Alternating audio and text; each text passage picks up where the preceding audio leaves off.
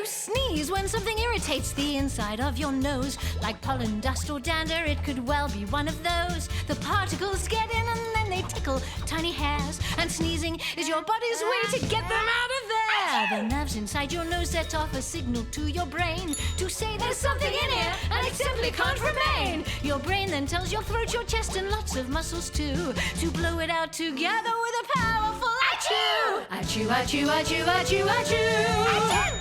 The air comes speeding out because the sneeze is super strong. So whatever irritates your nose won't stay there very long. When pollen, dust, or even germs are floating in the breeze, your body clears your nose out with a great big healthy sneeze.